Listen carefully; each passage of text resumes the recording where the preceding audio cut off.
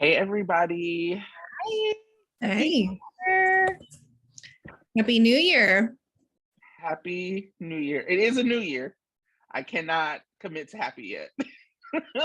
The new year has happened. Don't forget to consciously write 22 when you write dates. Because I'm one of those people that will write 21 for a month until Yeah, it'll me. be March before I get it together. I was about to say a month is really good, actually. I randomly dated something 2019 in December. So that tells you where I am at emotionally. I'm still in 2019. Happier times. Happier times. How was you guys' holiday break? It's great. Did you have fun? I did nothing. You did nothing. It's been amazing. Yep.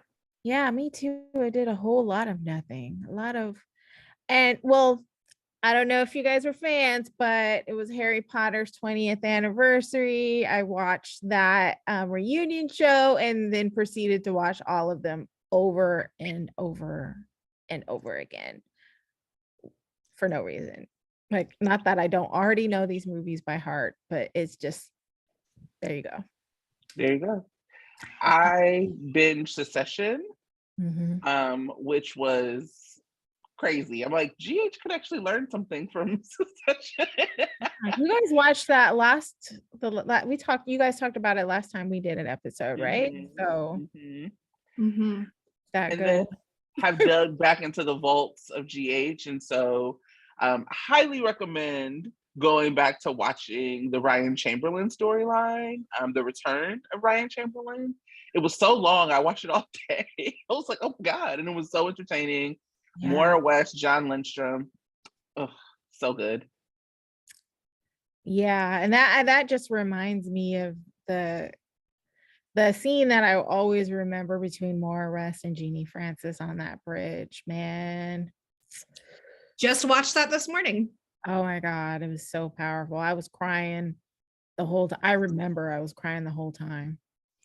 It takes quite a bit for me to cry while watching something, or sometimes it's like, oh, I wasn't expecting, now I'm going to be weeping this for the next 30 minutes. But Maura got me the first time, and she sure as fuck got me this morning, and she got me yesterday too. Ooh, when Kiki died, Lord. Well, you are channeling your Ava Jerome with the outfit. I love it.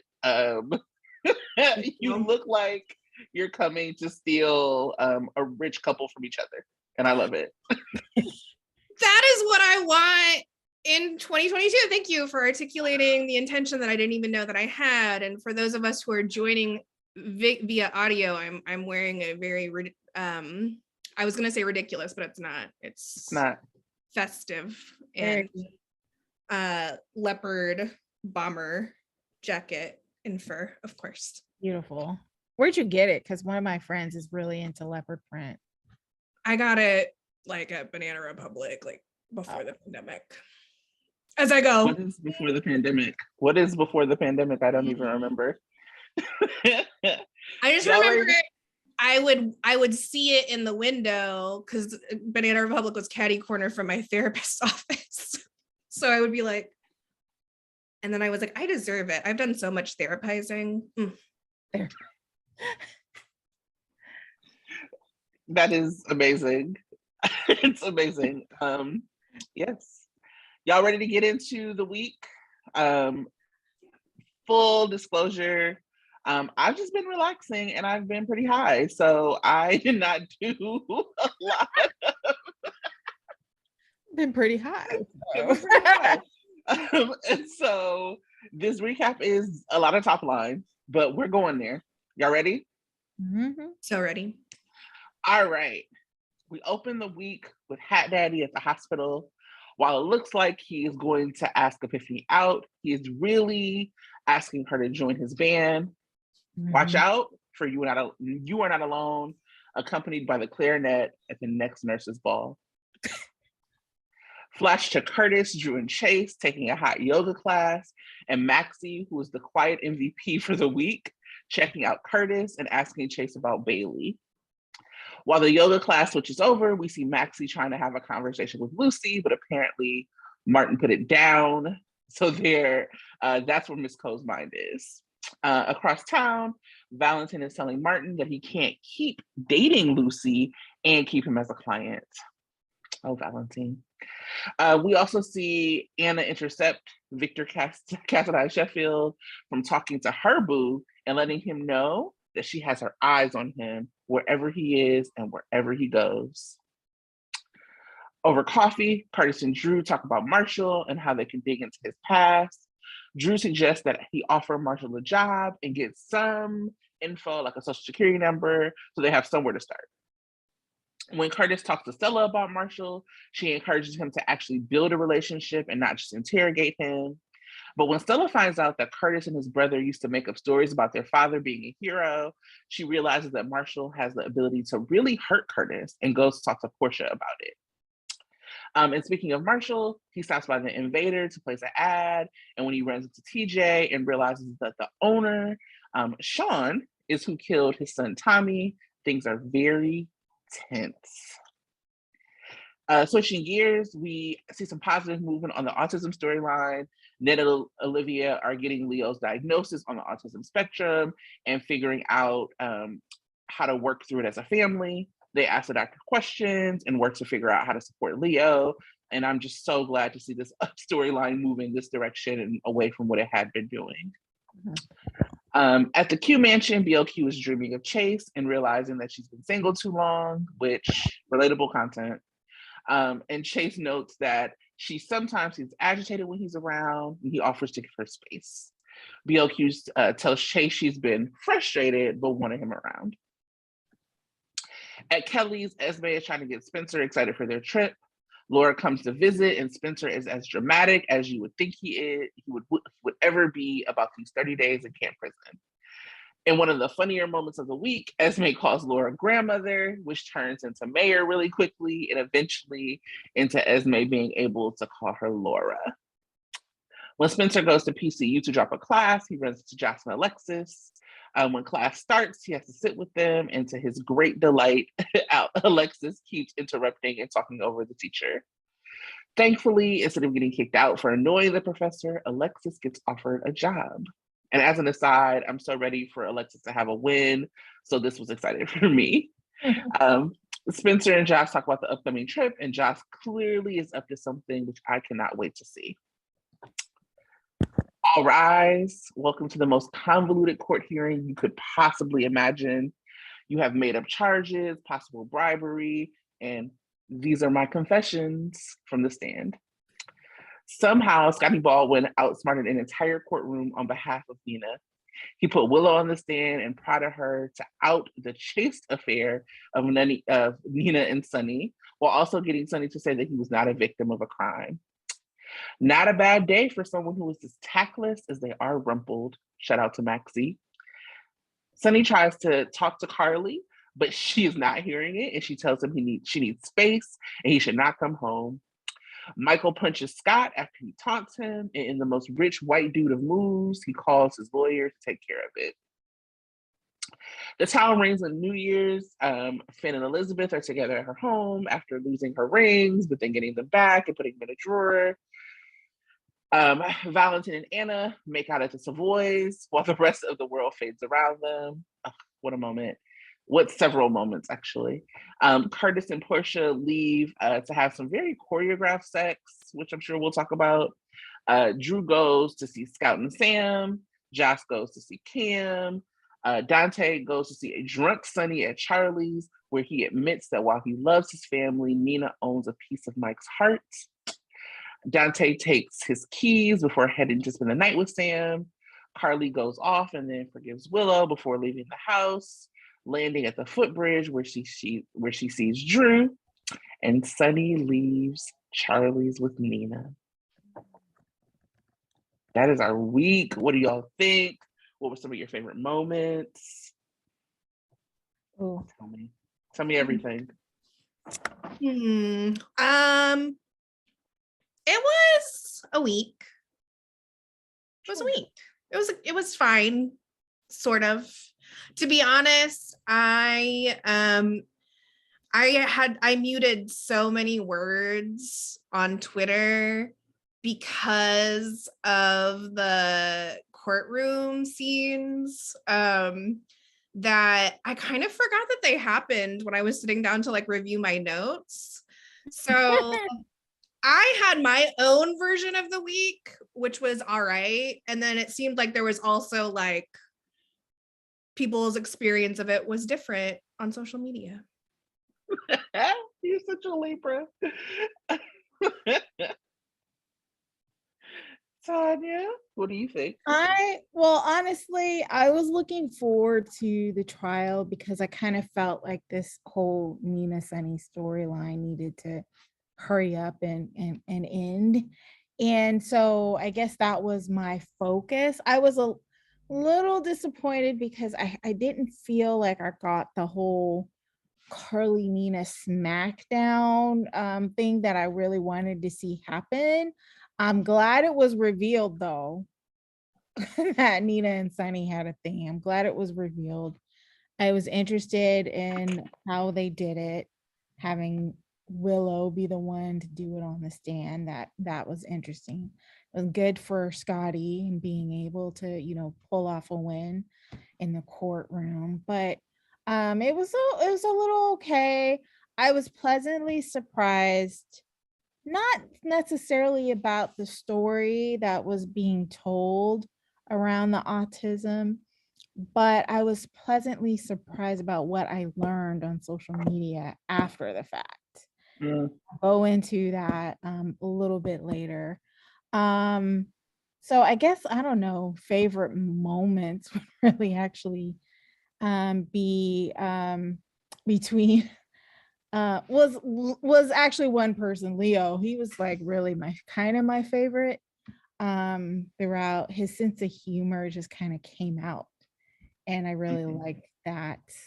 But yeah, it was just kind of a so-so week. I mean, it was great to have that courtroom scene, but it didn't give me a lot of bang for the buck that was building up to be. So the story of GH. Story of, but I mean, it was great. Some great New Year scenes like Vanna. The Vanna kiss was awesome. So yeah. Well, no surprise, my favorite moment was Scott reading Nina. Here's the exact quote. I didn't know the Corinthos family morale was of such importance to you. Maybe you should have told them Sonny was alive a year ago instead of keeping a little secret. Right? Because y'all know how I feel about Nina and all that bullshit whispering around town. Mm-hmm. I just want her to have like boss bitch energy, and I have not been seeing that. So I'm hoping that like we are on the other side of the like whispering, and we get some like, yep, your man likes me, your man chose me energy. That's what I want for Nina. Yeah. So you guys want to go? I haven't talked about my favorite moment yet. Please. It was obviously Vanna making out all over the Savoy on New Year's Eve, because it wasn't just a kiss. It was like the kisses that lasted a long time, all night. Yeah. And I appreciated that they really like didn't, I mean, it would have been nice to see more of the dialogue in between, but really like the night started off with Anna being like, oh, I guess we should debrief, and Valentine being like, baby, no. I just want you to put on a pretty dress and like, I want to show you off, and we're going to make out in front of everyone, and I'm here for it. And I feel like there's like, it was just like a little hint of the kind of romance you would actually expect on a New Year's Eve episode. And so it was both a favorite and like a lifeline in a sea of yeah, I agree. I felt like it was even more, his comments to me hinted at more than just I want to take you out tonight. it was like, we've been tiptoeing around each other for months and that needs to stop. So let's just get this, just do this, right? And I feel like there's going to be so much more coming this year, and I'm super excited about it. Yeah, the kiss was like the kissing and the public display at the Savoy was also like, oh, we're making this official. Like everyone knows. And I do hope we get like at least a little bit of reaction from folks on them this week. Yeah, I was thinking that too, because like so much of it has been them tiptoeing, or people being like, "What's up with y'all?" And they're like, "We're just friends," and everybody's like, girl, I see that spark. Y'all are not friends. Like, this is not how I look at my friends."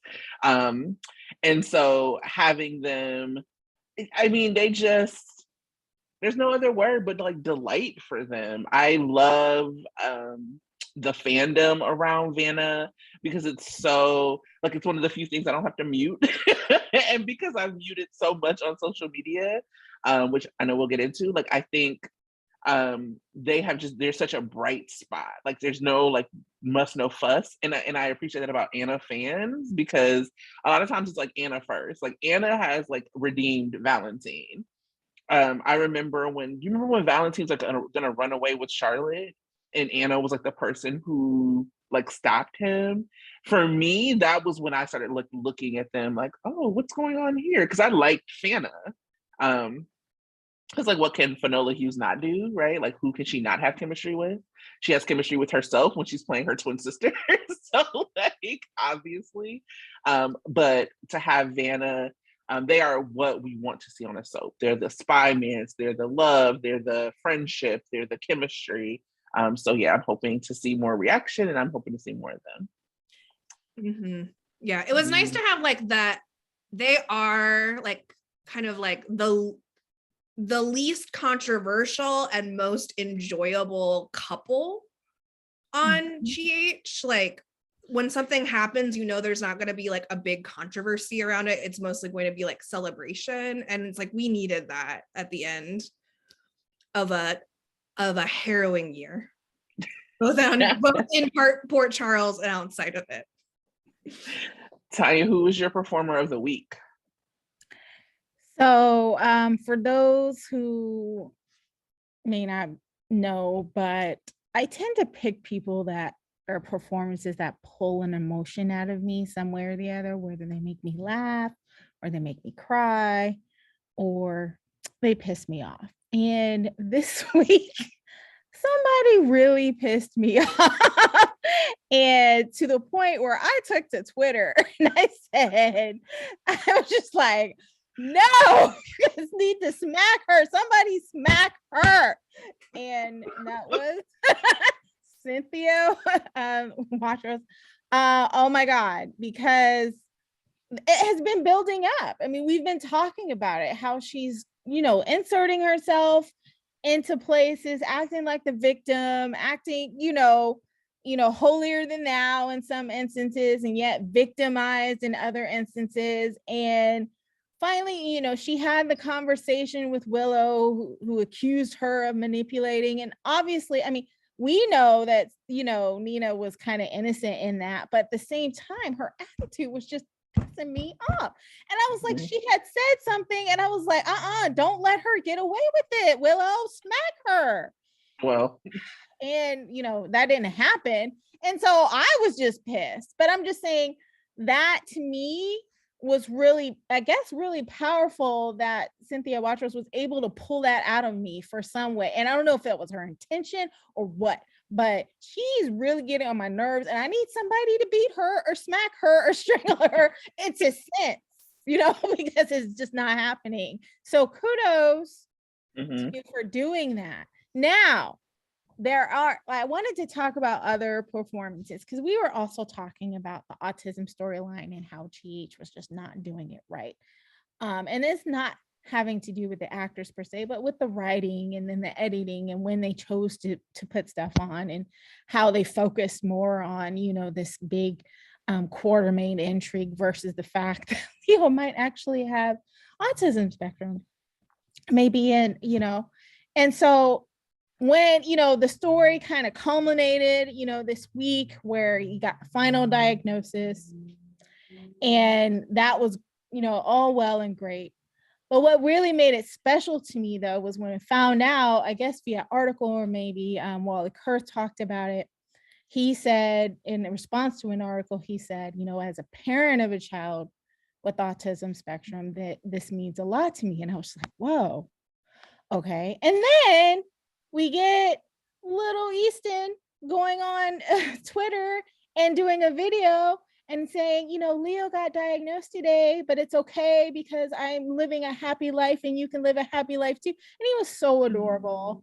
And I was like, see, this means a lot more, knowing that, knowing that he is on the spectrum and he gets to have this great job. He's living this great life.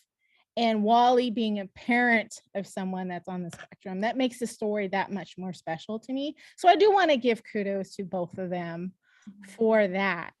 I do have some thoughts on the storyline, because one of the things the question that really kind of got an emotion out of me again, and this is me being a little bit political when we talk about how we're not going to make things political, but yes, I got political when Olivia asked, is my son going to be okay?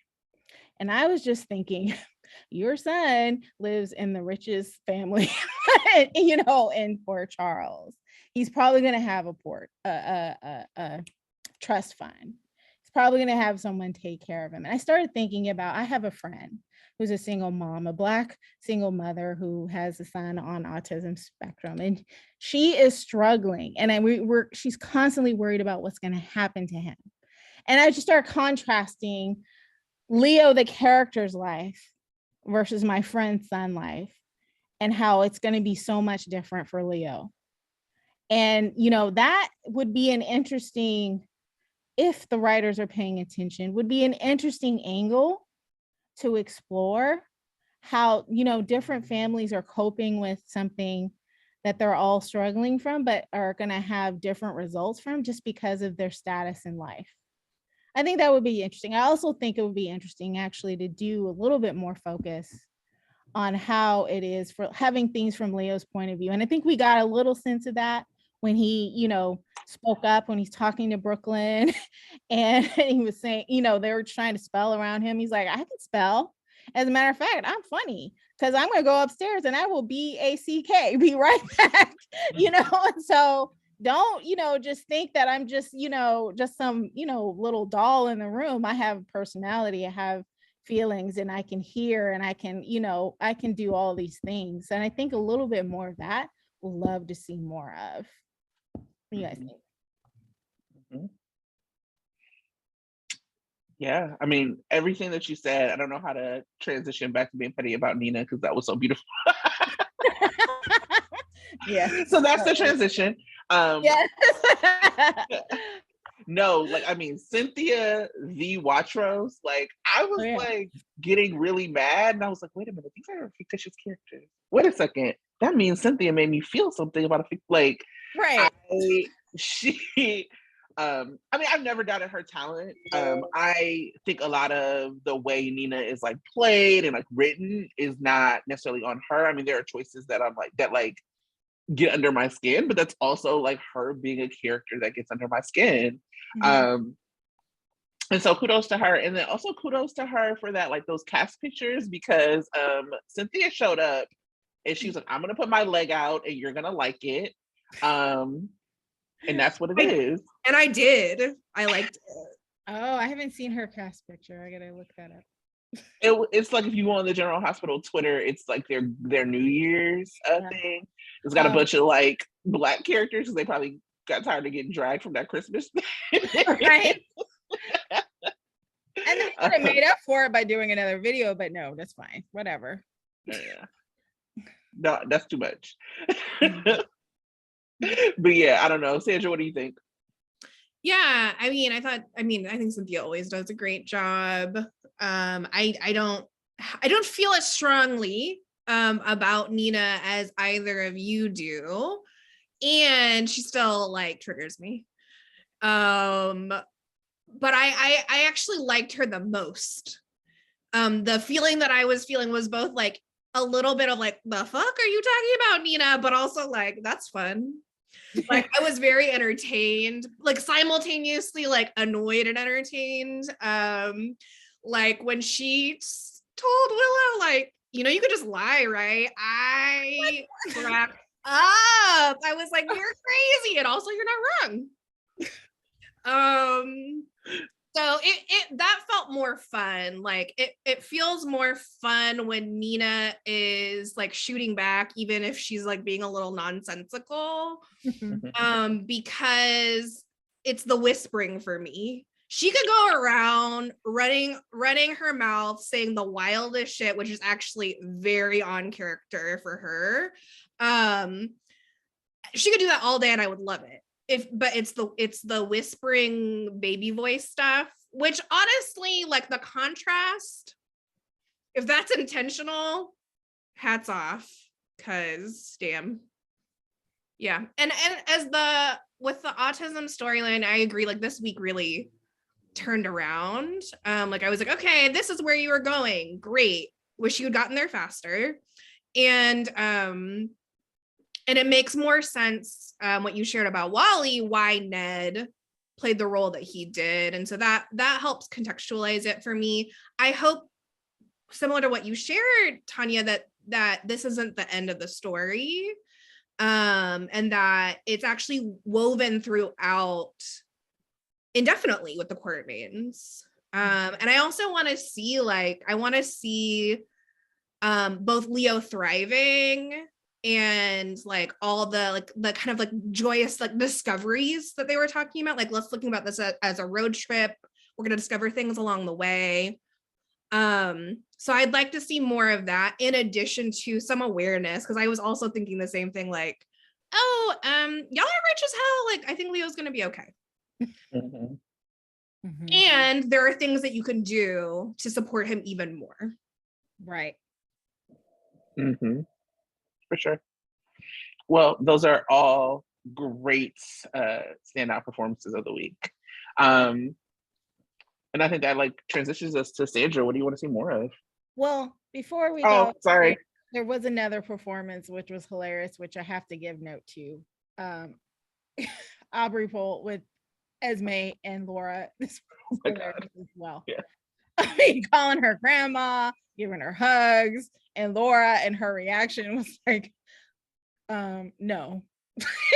You need to take a step back. That was also hilarious. So shout out to that too.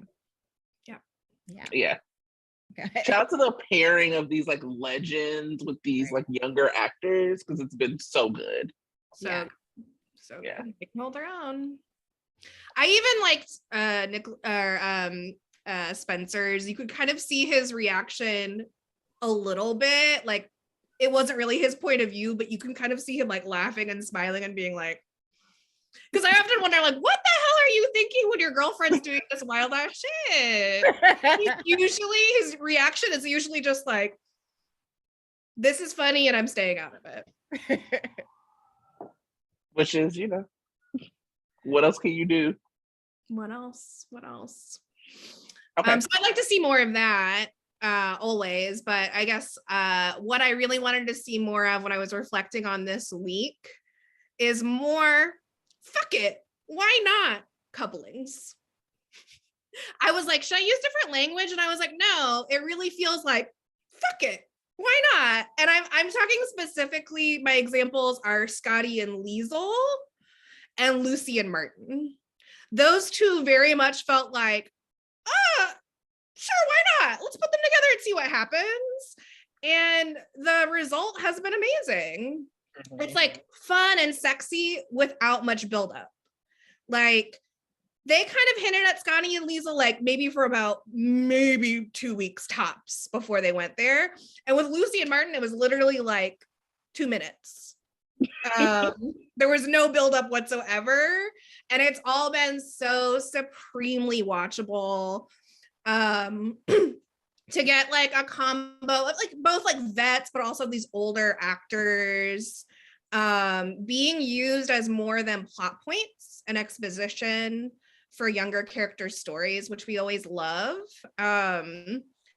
And you also know that these actors you can just like throw just about anything at them and they're gonna make magic with it. Even Scotty, which I've been very confused this year because Scotty's been so likable and I'm a notorious Scotty hater lifelong. So it's even like Scotty and Liesel. I mean, the courtroom scenes were very confusing for me because I was like, why is the person I'm rooting for Scott? Why is Scott the most rootable person in this room? I'm so confused, but I'm just accepting it. But also I've just like in general found him to be more enjoyable to me personally in this relationship with Liesel. So I've been enjoying it. I wish we could only get some of this fun and flirty energy for the younger cast, but I'm gonna be some appreciative inquiry and just say I'm appreciating this. Fuck it, why not couplings on GH. Okay. What about you, Tracey? I love a good crack ship, and so I think the more we have people in rooms together, the more space we have to like if people like just walk past each other to be like, I wonder what that would be. So yeah, I love that. So two things. So I want to see more Sam. Sam is my girl. Like I have really missed her this year. And I think a lot about how there's like this Jason, Sonny, Carly trifecta. And so like the only way you really get substantive story is like if you're a part of or tangential to that like triangle. And so that's why, in the past we've had so much Sam because it's been like Sam and Jason. And then like the retcon of Drew and all of that, but like Sam has been kind of front and center. And Sam can make it like Kelly Monaco can make anything work. They've had her in like bridge relationships that we've known have been kind of bridge, and they still have been some of the best pairings. Like she's not, to me, had a dud pairing. There's been like dud writing, I think, in some places, but never like the chemistry that she holds with someone. She's great with like family chemistry. I actually was thinking a lot about how I remember her relationship with Michael actually made Michael a lot more likable, which he is in desperate need of. And so like Sam just being used more. I want to see her more next year. When we get into talking about sexism on the show, I want to talk a little bit about her and Becky together, but Sam is just a person who should be used more. And then this is spoiler alert if you have not watched Spider-Man No Way Home. I'll put the spoiler in the notes. But also like I feel like people who care about spoilers probably already seen it. One of the things I want to see more is the show leaning into nostalgia. Nostalgia like sells. That is the thing that Hollywood is chasing. That's why we have all of these reboots. That's why we have all of these like former characters coming back. I mean, we've talked about this on the show. Like if you watch Grey's, everybody was like excited because Addison was coming back. So anything that's like long running has this built-in nostalgia. And soaps, more than anything, have a built-in nostalgia. I was just like watching like I never go on Facebook, but just like being on Facebook over the holidays and people talking about the show, they were like, oh, damn, is Marlena possessed again? Like people who hadn't watched Days and Years, but were like, I'm at home, let me tune in. And GH has so much like history that they don't lean into. And so I was like just thinking about a couple of things that I had written down.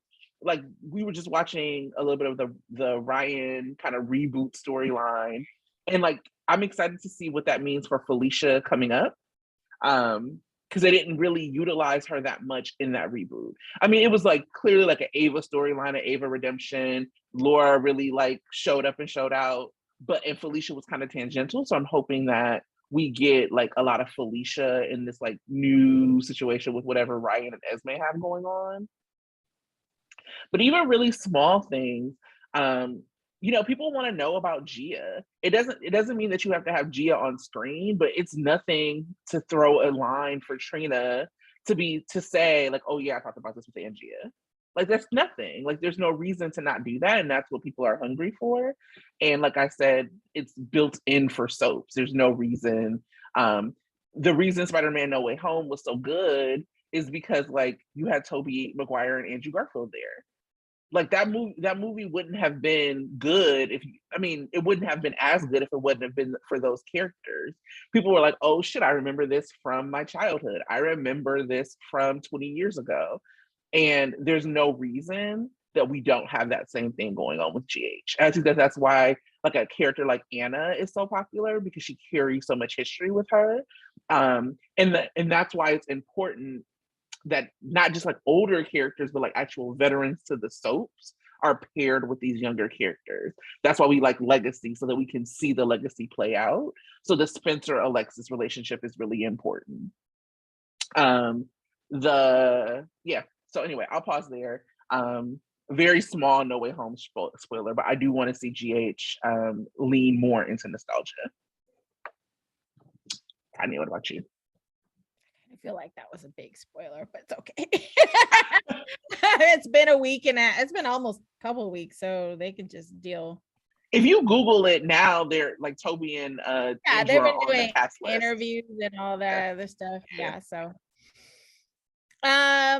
what I want to see more of is some of the story. Well, one of the things that I wish for that we haven't seen yet is Christina and Nina confrontation. That has not happened. It needs to happen, because I feel like there's only been really one person that Nina has been confronted by that she just accepted the hate, and that was with Joss.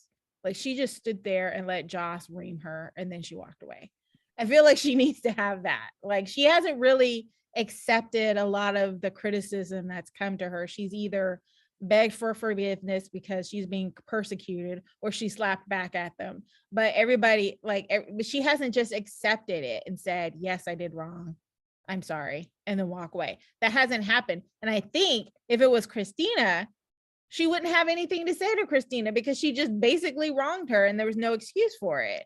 And I believe Christina would go off on her at a level that would be satisfying in the same way as Carly going off on her. It's just to be different, because Carly is getting on a lot of people's nerves, whereas Christina needs to have a juicy storyline to come back to, because they're just wasting her.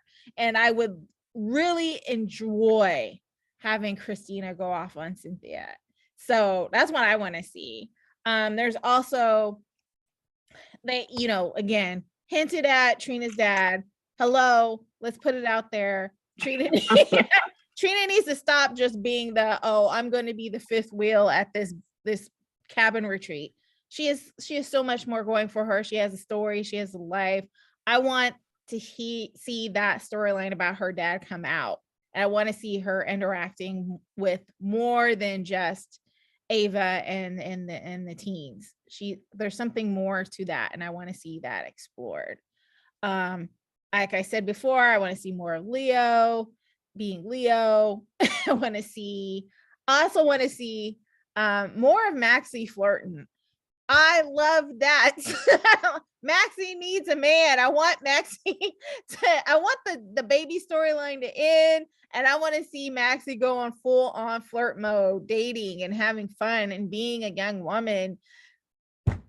Let's get her out of these sweaters. Let's have her, dress up and go out on dates and just, have fun. I want fun Maxie back. Either fun Maxie or scheming evil Maxie, something other than what this woe is me. I can't have my daughter. And the only thing I think about, yes, I know being a mom is super important. Sorry, parents, but there's more to Maxie than that. And I want to see that come back.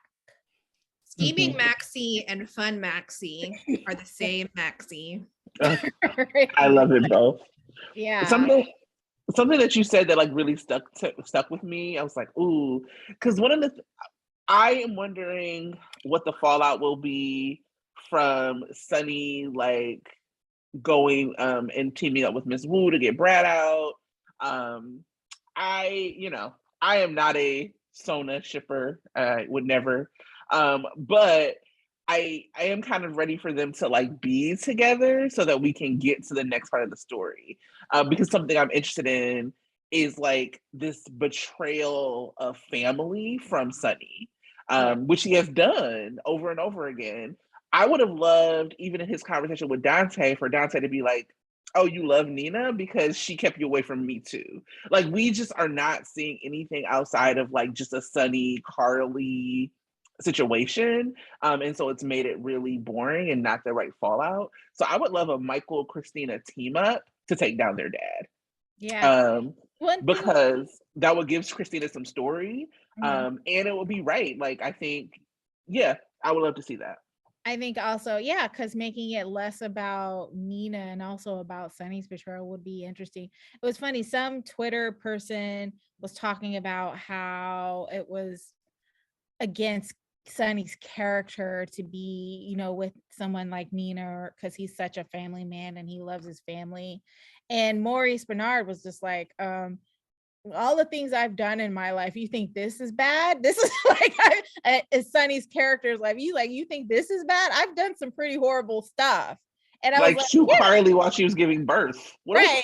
So he's like, this should not shock you at all. Like, I've cheated on it, I've done all this horrible stuff. So yeah, let's not in your Sonny worship forget who Sonny is and how problematic he is, and he's been super problematic. So him doing something like this isn't really out of character at all. So yeah. Have you not watched, even when they had Joss be like, I can't believe Sonny did this, I'm like, oh, Joss. Like, yeah, you don't, yeah, was it you that tweeted like you weren't alive when he's done all the stuff that he has? So maybe you don't know, but I was like, what took him so long? Right. This chase ass affair. Go have some sex. He's been like pretty family man for too long. He needs to get back to his, you know, crazy, evil, sketchy place. I think that makes it more interesting for Maurice as an actor too. Maybe that's because he was probably bored with this whole like, I'm the family man now. Who knows? Who knows what's going on with Maurice at any given time? What was going on in his Twitter feed this week? I was both like about the way people were being in his Twitter feed, but also about him. I was just like, yeah, there's a lot going on here to unpack. I'm not going to unpack it because I don't care enough about the storyline to do so. So Tracey, what do you want to see less of? Maybe that's okay. See less of Sonny or Maurice on Twitter. I don't know. Yes, that's amongst he's one of my muted. But so I want to see less of acting like sex is something like I feel like they are treating sex as like this, oh my god, we're gonna have it, are we gonna have it? Like, this is a soap, let's just do it. Like, why is it all of this? One of the most annoying things about the Sonny Nina storyline, I mean, I'm annoyed by most of it, is that they haven't done anything. They've like kissed and looked at each other across the room. Let's get this affair going. Let's have an affair. Okay, let's do it. The fact that I think that they made this like Curtis and Portia's like first time was weird. Like, maybe like, or that's at least like the first time in this go around that it felt like that's what they were trying to say. Why haven't Curtis and Portia been fucking? What are we doing? Like, this is weird. The same thing with like Dante and Sam. Y'all were hot and heavy in Monaco. Why is it that the first time y'all have sex is like Sam's grief sex? I was into it. It looked great, but it's like, I don't know. I want to see less of the chastity, I guess. We haven't revisited Cam and Joss since they had like that weird interaction. I mean, you know, they're trying. I definitely see like a difference in their like relationship since that interaction. But yeah, I just want to see less chastity. That's it, I guess. I don't know. Tonya, what do you want to see less of? I guess I'm still with I want to see less of that revisiting the steam room scene. Yeah, give Brooklyn and Chase another opportunity, another way to be sexy, because no. I don't want to see it. Just do something different. I want to see it. Don't remind me of bad stories. Don't remind me of bad scenes. Do something else. I want to see it. Oh Lord. I mean, what I want, I'm here on that. I don't want to see it, because when you were like, give them another opportunity to be sexy, I was like, or don't. Oh, just leave it alone. Ooh, the Chilean fans are coming for you. Chilean fans have already mass blocked me. It's fine. I'll be okay. I would say that my less of is, I think, related to both of these things, which is like weird, like uneven airtime and pacing for couples. Like we hadn't seen Sante since Jason died. Like, and the next time we see them on New Year's Eve, Drew is already like creating tension for them, right? It wasn't like big tension, like necessarily playing out on the script, but there were like all the looks and the not, like they're setting up that triangle, which is fine. I don't have a problem with the triangle. We all know I'm having all kinds of feelings as an OG dream shipper, but not a new dream shipper, about Drew and Sam rekindling things. Like the part of me that loves Drew and like loved their story, like would feel vindicated by it, but also it's not Billy Miller. So, and like Kara Matheson is not my favorite, as a long time AMC viewer. But I still like, I can still appreciate a love triangle that's done well.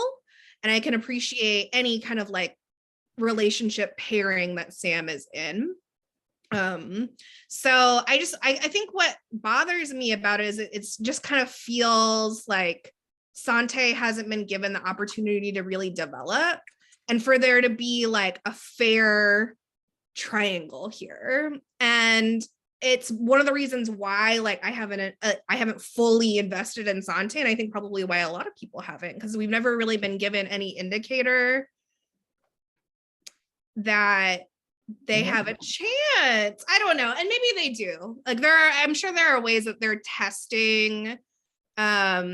Maybe the who Drew ends up with may not be like a foregone conclusion, but it just kind of feels like Dom's getting brushed aside, and I want to see Dante in a significant pairing that isn't with Lulu, and we've never gotten to see that. And I think Dominic has so much range. He's also aging beautifully, isn't he? Fine wine. Like, I know everyone's fighting over Drew's dick, but I personally prefer Dante. And like with the Spencer and Esme and Trina triangle, like the obviousness of who is going to end up with who is part of the fun. Like you're written to, like, it's written so you're supposed to root against Esme and like have fun while doing it. But this, like the obviousness of some of the way that they're setting up the love triangles for the adults, it doesn't hit the same way with grown-ass people with kids. Like adult, older adult relationships are more complicated, more complex. Like I'd like to see a little bit more complexity there. And the same with like Curtis and Portia. How are we supposed to invest in this couple when we have this weird paternity storyline hanging over them, but also Jordan, he's told Drew he's still in love with Jordan, and like he has more chemistry with her. So it's like, and they just had sex for the first time on New Year's Eve. I was beside myself. I was like, are you kidding me? I just assumed that they slept together back in July when they got together. Right. And so I'm like, these people like are grown and attractive. Had sex before many times. what the hell? It's December, y'all. It's the new year. And so it just feels impossible to be invested in them because of all the looming things, and the chemistry is not sparking between them. And that love scene, I was like, oh, y'all were waiting for this? It felt like a choreographed dance that they had, and I think that there's a lot of things with intimacy, direction, and coordination in COVID, I'm sure is a nightmare. Like, you don't get to rehearse as much. The way that folks are rehearsing is like on FaceTime or like running lines with each other. Like there is like a lot. It's harder and I'm sure more expensive to do a love scene now. And other soaps are doing it like days and doing it much better. And so like that scene, I was like, wow, Brooke Kerr is stunning, gorgeous, goddess. And I'm not feeling it between them. And so I really want Portia freed from this coupling. She's so stifled by it. All of her scenes with Curtis are about him and his issues. And she gets almost no point of view. And even in her scenes with Trina, to be honest, where she does get point of view, it's about her relationship with Curtis, which is, it's an issue with GH in general, also with pairings. Mm-hmm. And who gets point of view and whose lives do the women's lives revolve around. So maybe that would be a good transition into talking about our deep dive. Yeah, I mean, before I say that, I do want to say shout out to Dom, who is, again, aging. I mean, Dom is a little snack. I mean, a bite-sized snack for sure, but a little snack.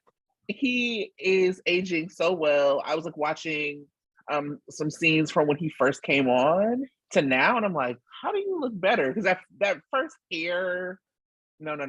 But now, I'm like, you do look like Sonny's son. I see what's going on here. But one of the things, so we're not going to do a deep dive this week. Go ahead. I was going to say, just to continue, I was just thinking about Brooklyn and Chase, and I was like, it was interesting how I was more interested in Leo in that conversation than what they were talking about. And that's sad. So sorry, Chaylin fans. Again, they're just not bringing the sexy, and sorry. And they're just not written to do so. Like, why are they talking about Batman and Superman and fake action figurines? Like, it was just, no, thank you. But, maybe somebody likes it. I don't know. It's not me. So we were going to have this conversation about, so there was like this tweet that one of the things that I think is always really funny about soap Twitter is that there's always like a main character. And a lot of times that person has like 10 followers and then people pile on to what they were talking about. But there was like this, I think, really interesting conversation about like misogyny. And so there was someone said that like a lot of the reaction to Carly is based on misogyny. And for me, as somebody who like does a lot of like, I mean, I think that all of our work is both external and internal work. So like we're constantly trying to like evolve and grow and be better within our like jobs, which also forces us to like look to be better within ourselves. And so when I saw that, I didn't even think anything of it. I was like, oh yeah, probably, maybe. I was not like, if somebody said to me like a lot of your reactions to Nina is like internalized misogyny, I'd be like, yeah, it could be true. But for other people, which makes sense, like that people were like, I'm not misogynist, that's not true, like me not liking this character is not that. And so I wanted to get into a little bit about like the way we see characters, but also into like the kind of male domination within the soap genre. So like whether that's like writers' rooms and executive producers, or whether that's like bloggers and podcasters. I really wanted to talk what people were thinking about like the male influence on this genre. Kind of like opening it up for that. Yeah, I'm not that well versed in the blogger sphere, but it is something I just thought about as far as, who are the top influencers in the blogs, and it seemed to be men, really. Like there's this Michael Fairman, there's this other, he's the only guy I can remember. But when I go to Twitter, and Twitter created this, I guess, thread for me on, soap operas, and it's always guys that are in social media that are top trending. Like they have the most tweets, they have the most retweets and whatever. We're doing pretty well in our own little niche. But as far as the rest of Twitter sphere go, it's really dominated by men and their opinions and their voices. And that's really interesting to me when, a lot of times the fandom is really geared towards women, which is nothing, but it's not, I guess it's an interesting switch, but it's interesting that they seem to be dominating the commentary about it when it's really supposed to be more about us. But bygones.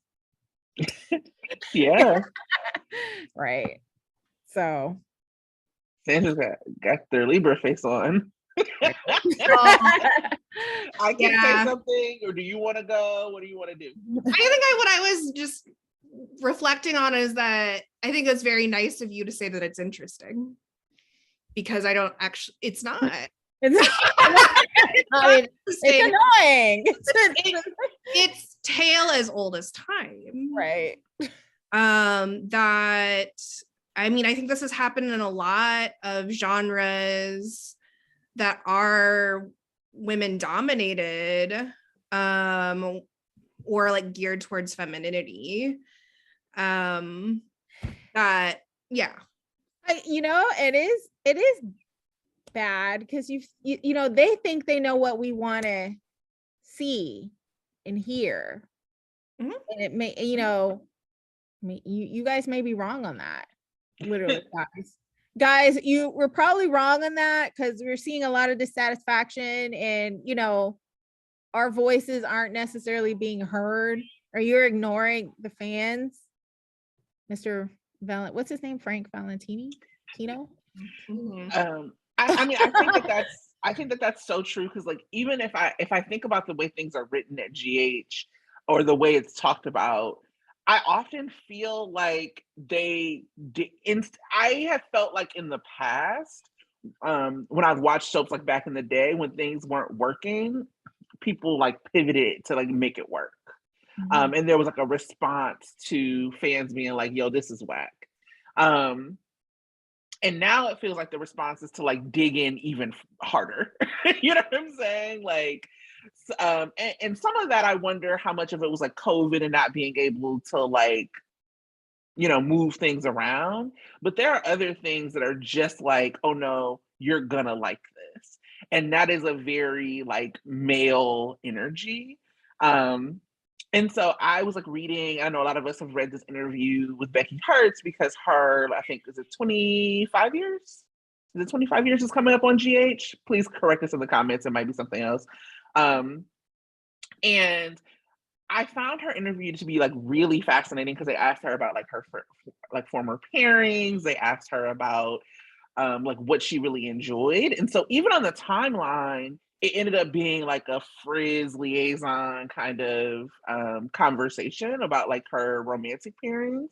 I did appreciate that she hated the pairing with Nicholas, because it wasn't good for her character. It was just not good for her character. But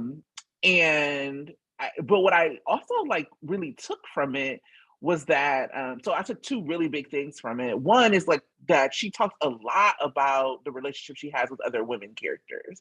So she talked a lot about the kind of contentious relationship she's had with Sam. I was like, damn, it would be really great if we would have been able to see Sam and Liz like talk to their kids together about Jason. Regardless of what their relationship is, like they are co-parent-ish in that situation. And so like that should have happened. And I think that if we had like more women in charge, I would have. Or like, and when I say, and I shouldn't just say women, I think that like more non-men in charge, we would see that. She talked a lot about her relationship with Laura. She talked a lot about the relationship she has with Bobby. And so I think it could be interesting to explore like the tension and like the real beef between Carly and Elizabeth like viewed as a result of like they're both being close to Bobby, like just all of these things that could happen if they cared about that. And then the other thing I thought about is like the way she talked about her character. It actually is really clear to me that there's not space on the current canvas for how she sees her character. And that's not her fault. That's like the fault of the way the show is written. That like, she's like, you know, she's this mom and she's this and she's that. They don't allow space for how she sees her character to be like present and have a point of view and to like be integrated in other storylines because they're so busy like doing whatever else they're doing. And so that really like stuck out to me. Yeah. I think that something that stands out with that is like how much with AMC and One Life to Live being off of like the ABC slate, those were the soaps where there was more of a focus on working people. Versus GH, which has been, there was of course the hospital, but then it's also like everyone else is super, super hyper rich. And of course there were like lots of rich people and like class stuff playing out on both All My Children and One Life to Live, but like there was much more the intention of like, we're going to show working people. And like how even in soap operas, like across, like globally, American soap operas focus on the hyper rich versus like British soap operas would be focusing on like very, very working class people. And so like you basically have to be either like generationally wealthy on GH or like marry into it or somehow like get your hands on a ton of money if you're going to have an interesting storyline. And I think another thing that with Elizabeth in particular, I really liked what she said about her relationship with Franco. It did make me think about it a little bit differently, which was like in her point of view, Elizabeth could be more authentically herself with Franco and like say things that she wouldn't normally say to other people. And I appreciated that reflection. And it also just had me thinking a lot about, we've talked about this and many, many folks have talked about, you know, Elizabeth not getting to grieve him on the show. And it just made me think too about what is like the legacy of relationships, right? Like what are women left with at the end of it besides children? And I was thinking about like, it would have been so, and I know other people have talked about this too, like it would have been really great for Elizabeth to return to art to process her grief, right? Like to return to art. They talked about it a little bit on the show, like her playing with it, like going back into art, but it was always very much about Franco and his art. I would have loved to like have Elizabeth like develop her own style and like really return back to art. If not necessarily to leave nursing, because I think that's such a big part of her identity and like should be celebrated, but it would a great way to show, to honor their relationship, but also honor how she has actually transformed and grown into this different person, both in the relationship and outside of it. But instead, now we're talking about like, you know, who was her best pairing.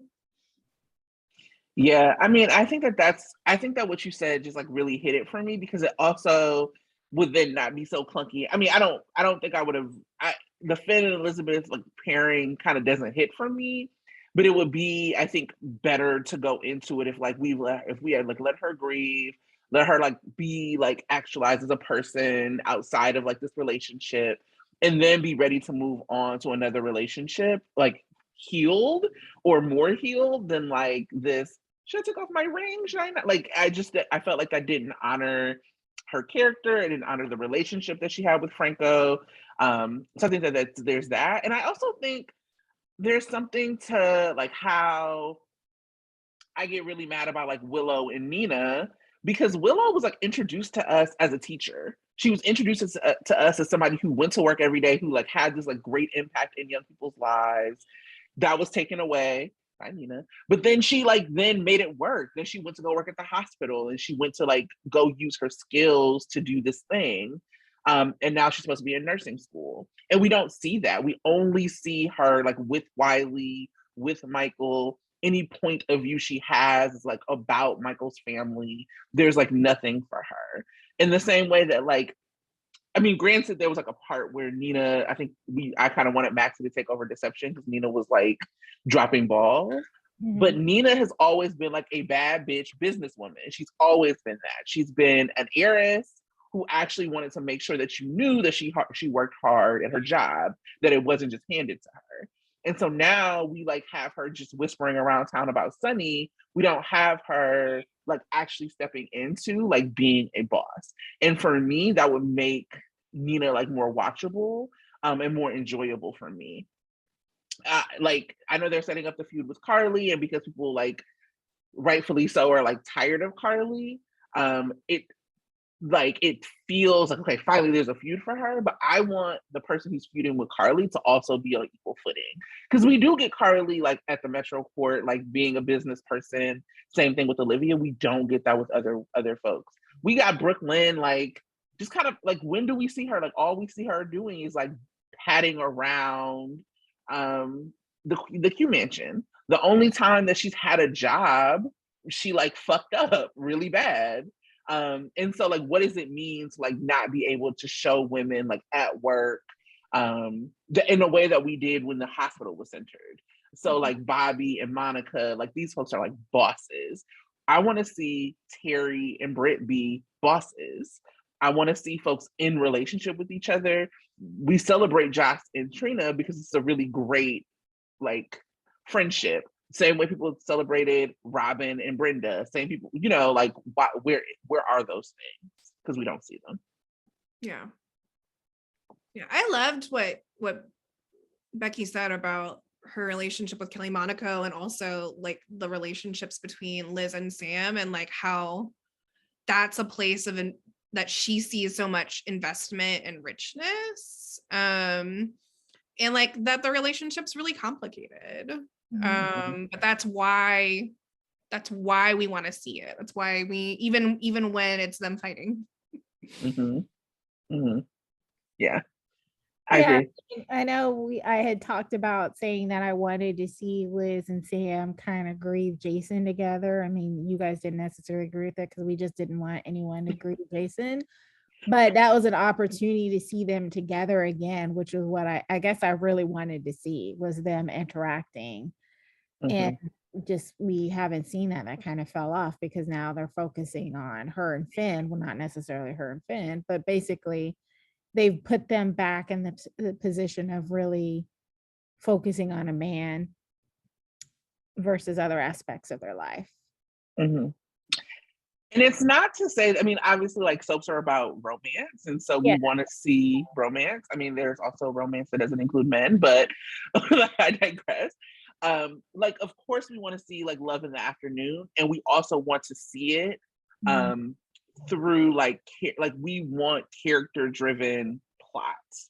We want things to happen because, and I mean there's always retconning in soaps, like of course, but like even I think Sandra, you've talked about this in the past, like the way that soaps have used like sexual assault as like a redemption arc for women, that we just don't get an opportunity to like enjoy seeing people be in relationship with each other. And those have been some of the greatest joys. Like and that is why pacing feels so bad. Because people can say like, oh, soaps have always been slow. Yes, soaps have always been slow because you're able to see like relationships build and transform over time. And then that like moves up, that because of that, a plot will move slowly. And what we're seeing now is just a bunch of exposition and the same people over and over moving together a very slow storyline. So, you know, like the oversaturation of Carly is partly because Carly ain't doing shit. She's like having the same conversations. She is, she's having the same conversations over and over. She is not moving forward as a character, and like that storyline is not moving forward either. It's why we see, I mean, there's no way you can tell me that Nicholas is like more interesting than the Davis girls. He's just not. And so there's a reason why like the focus hasn't been like, where are Molly and Christina? Where's Sam? Like those are some of the best scenes. And it's okay if it's just like scenes to show us that they're together as a family and not something that's like has to be like intertwined and moving a bunch of plots forward. Right. Yeah, I mean, because part of the reason why soaps have moved slowly is because they're on every day and not everyone could watch every day.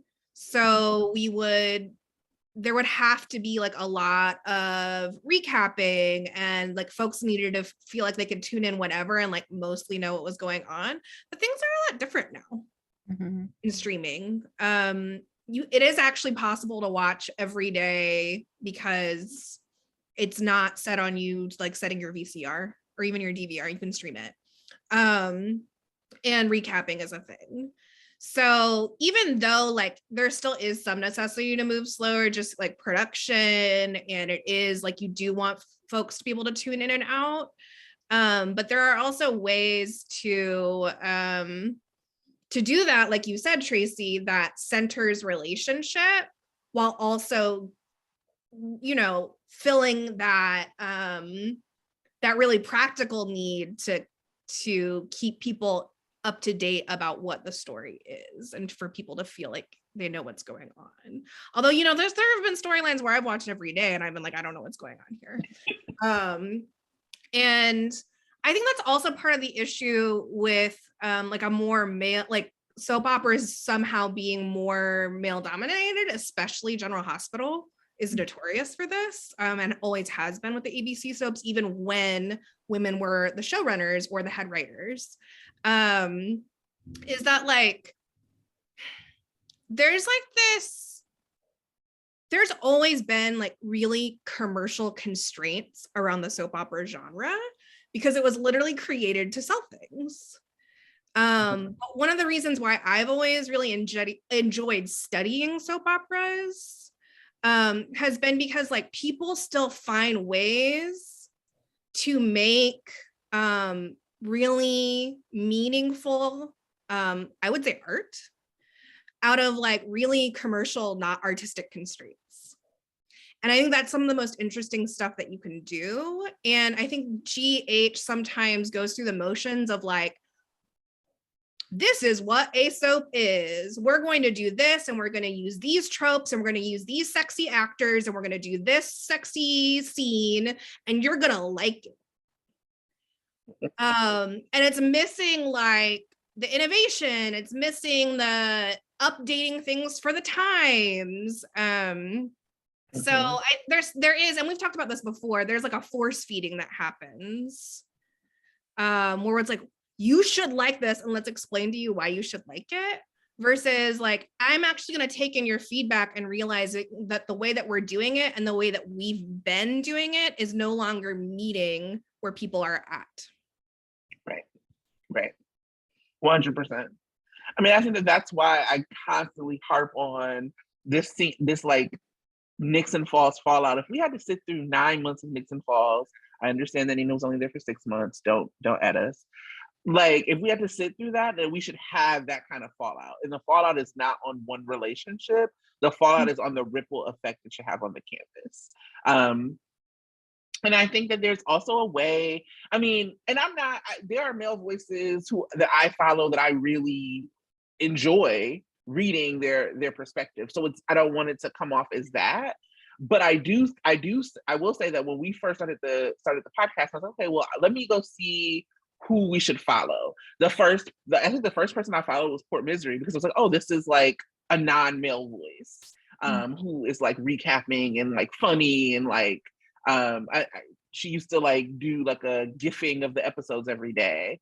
And then we followed like Sisters in General and like other like non-male voices to like, because I was like, oh my God, this is really, really dominated by men. And I think when it comes to like characterization, it's like really interesting. So when this person was like, oh, people are sexist or like whatever, misogynistic for the way they see Carly, and then it was like, people were like, what the fuck? Fuck that Cujo bitch. How dare you say I'm like misogynistic? And I was like, I think that might have been why. And I know it's a fictional character, but I just can't have that kind of toxicity like in I'm trying to be positive.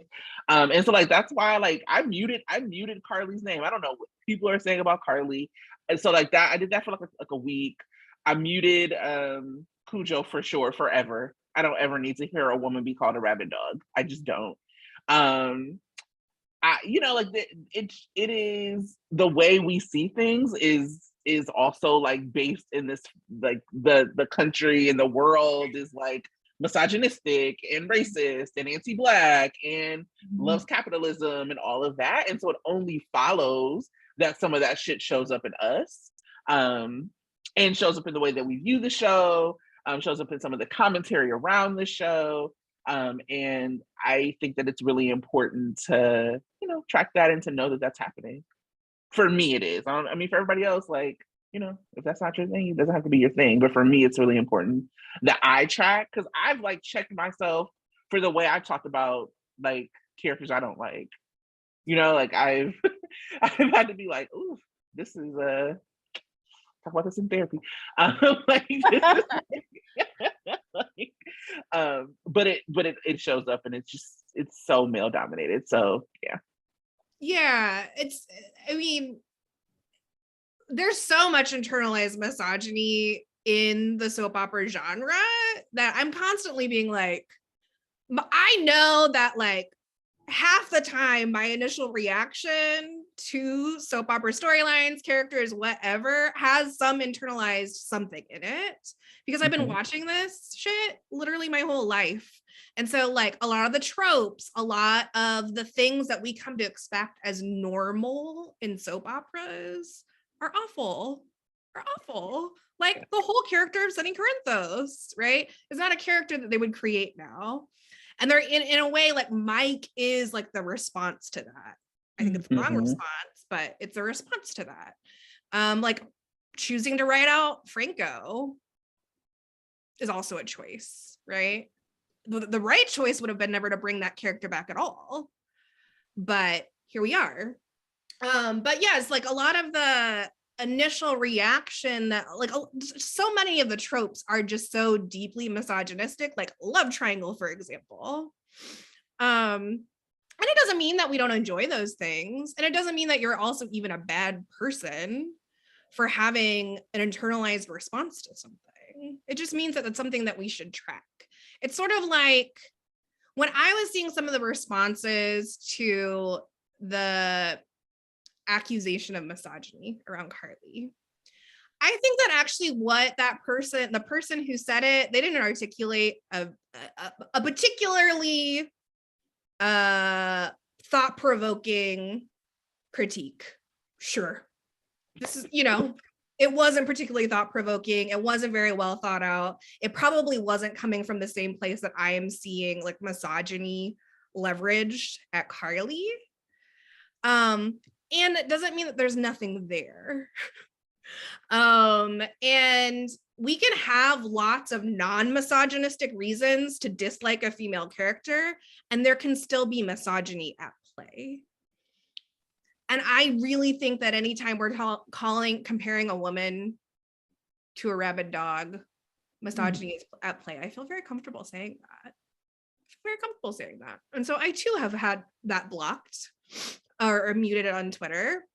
And my experience is so much better. And it made me realize how wearing that actually was to consume and to like be going through my feed and all of a sudden see this comparison that is just not the energy I want to bring into my life and not the energy I want to put out into the world. And this is me being someone who says some pretty snarky things on the internet.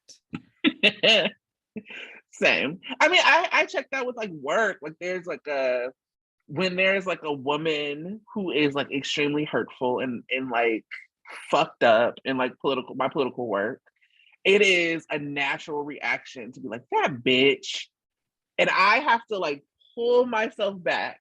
Now, granted, I call everybody a bitch. Like I've called Ingo Rademacher a little bitch all the time. Like all the time. Every time he does something, I'm like, a little bitch. But like the way I talk about a man, like I call a man, even the qualifier, it's always like this little bitch. Like it's the little in front of it that I don't do for women. And so I have to like bring myself back. Like, yes, is this person wrong? Is this person harmful? Is this person awful? Sure. And is this like the energy I want to expel, like talking about them? And granted, like if that's your energy, like that's your energy. This is not a judgment. I'm just saying that for me, for Tracey, like I can't do that. I just can't. It's too much. Yeah, I guess that when I went off on Nina, I did call her that. But it's very I loved it. I know, but it's very rare that I do stuff like that. So it was just like, sorry. There was some internalized misogyny at play. Maybe. And look at you. You're looking at it and you're like, maybe I'm going to look at that. And I'm going to and you still have valid reasons for disliking Nina. Right. That are not misogyny. And I still love that you called her a bitch. I loved it. Because I'm problematic. At least we know that, we have some issues that we need to address. Yes. Yeah. I definitely like, here's the other thing. There's the things that I say on Twitter, there's the things that I say on here, and then there's the things that I say when I'm in my living room. And let me tell you, they're very different. Like, I let myself have my first reaction in the living room. It's also why I don't live tweet, so that I can be like, that bitch, like, you're usually talking about Sonny, though, to be clear. Yeah. Honestly, I'm mostly just calling every man on this canvas like a little bitch, but even the ones that I love. And it's, so that's the other thing. It's just like, what are you putting out? Like, what kinds of conversations? Because that's like the other thing is that like what we put out casually ends up having like a ripple effect.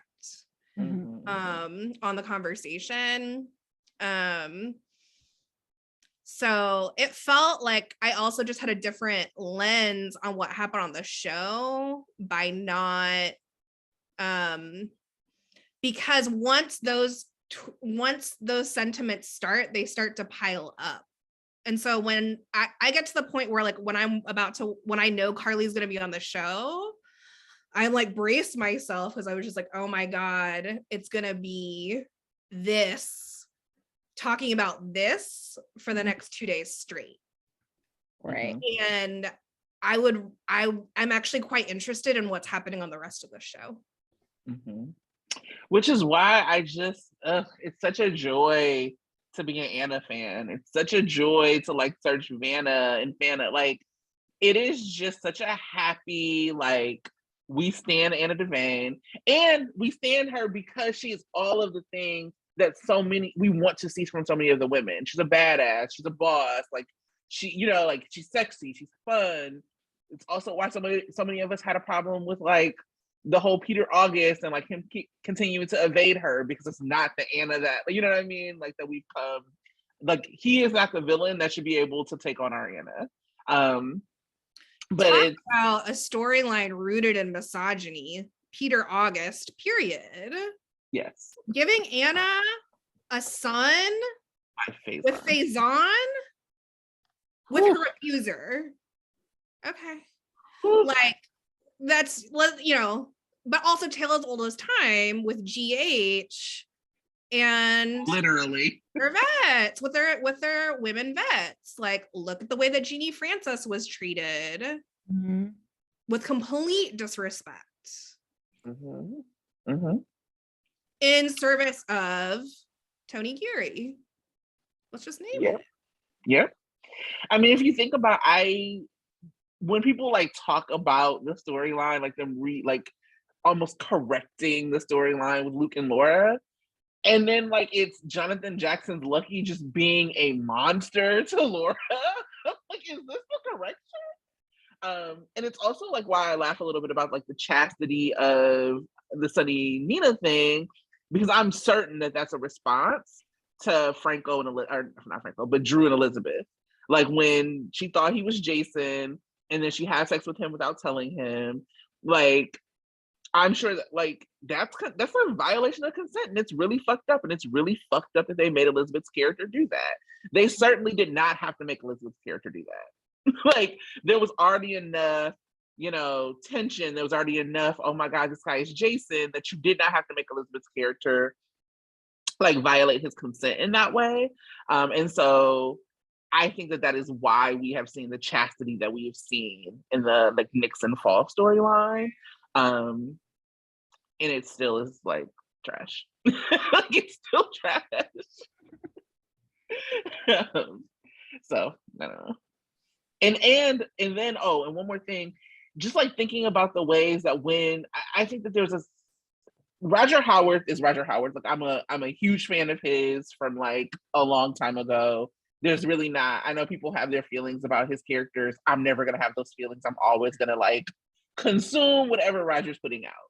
And I also hated that he was Franco, and I also hated that they had Elizabeth like basically going to women he harmed to like they used Elizabeth to redeem him. They redeemed Franco on Elizabeth's back to be, and so like yes, he and Becky had great chemistry. I've heard Becky say that she loved the pairing because she loved working with him, and I love that for her.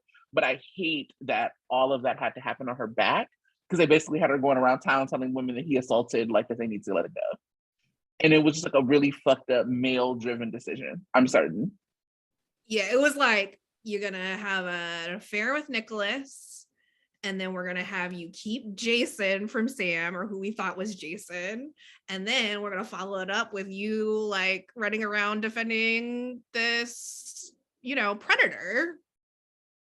Because anyway, I don't want to go too deeply into Frank, because that's like a whole other, my God, why? But also like, there are a lot of really great male actors on GH. And in general, I would say GH, and I think a lot of people say this, like it has the best actors on daytime, for sure. And I'm so grateful that we have so many great male actors, and also like we have some really powerhouse women actors who have not been given their due, who have, especially the vets, who have put up with a lot of bullshit over the years. Like let's have 2022 be the year that we shift. Wouldn't that be great? Look at you calling a shift. Let us shift to some free-for-all hot takes. Look at this transition. We in here. This is what happens when you 17 episodes in. You just transition effortlessly. Shifting during our Sunday shift. Hey!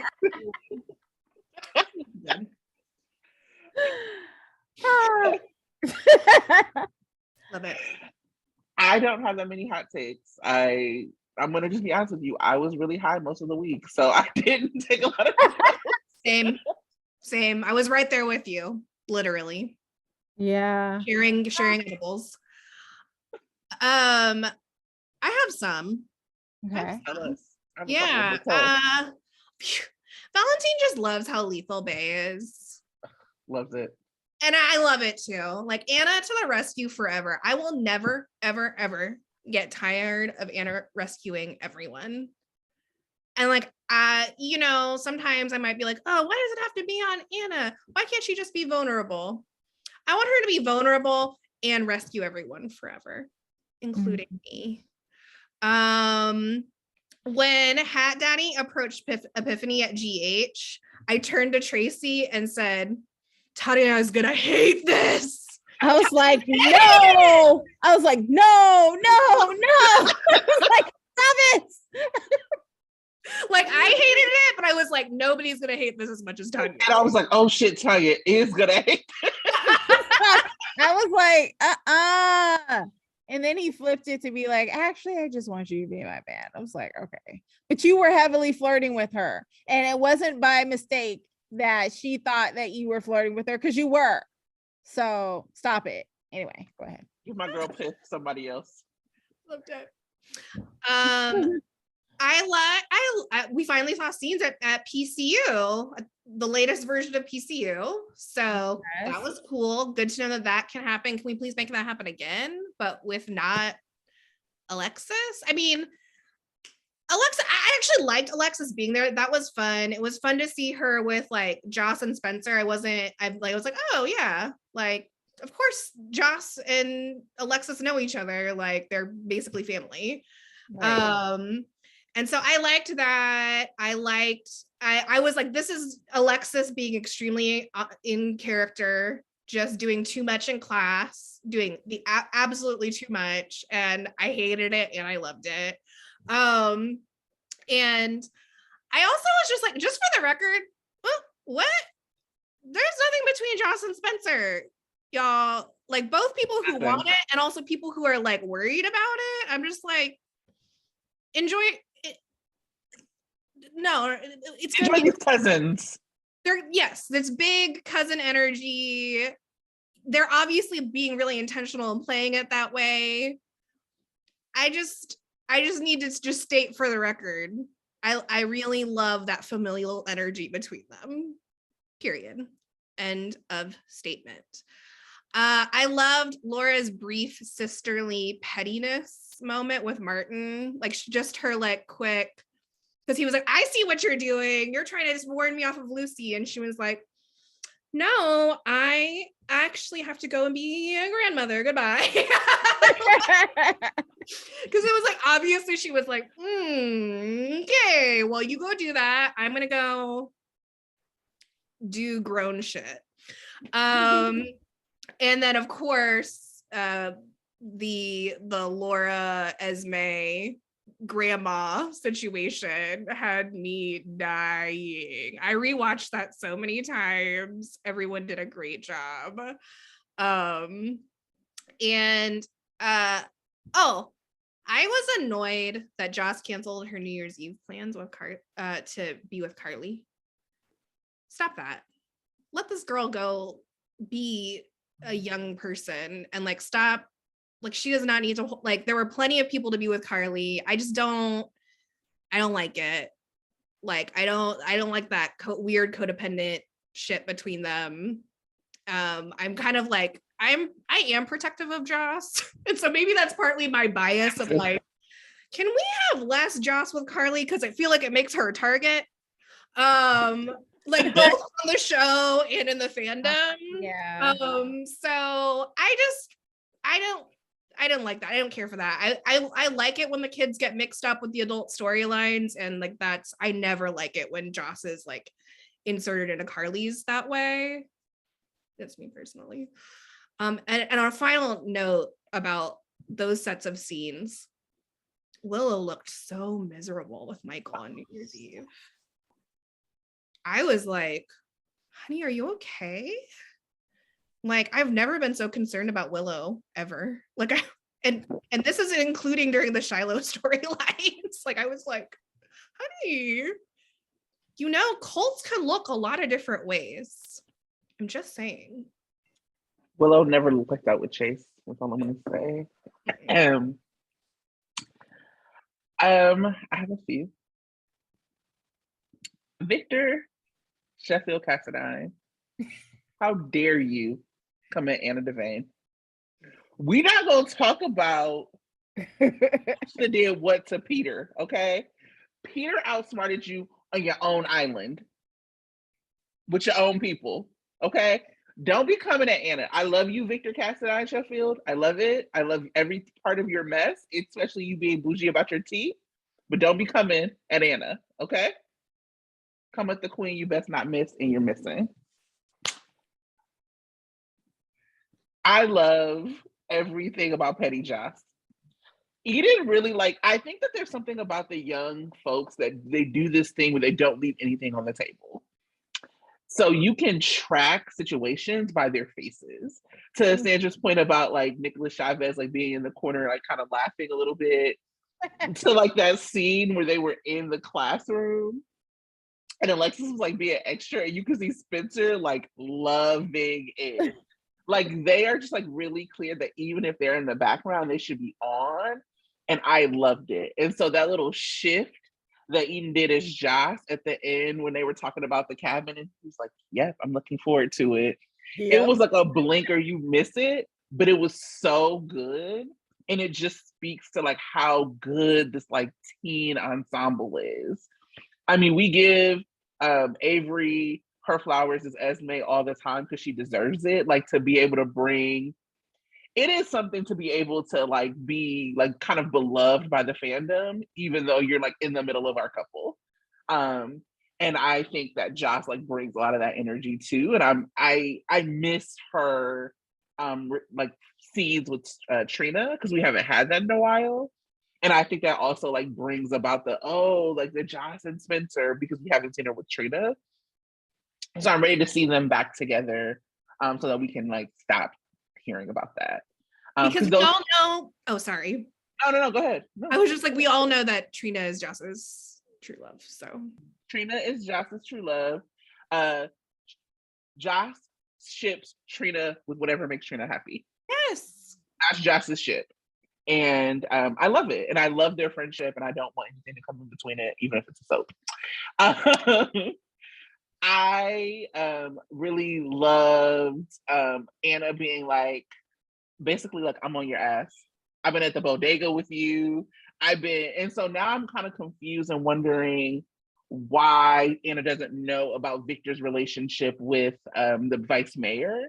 And if Anna's going to be the person who kind of exposes that, because she's on that ass and I love it.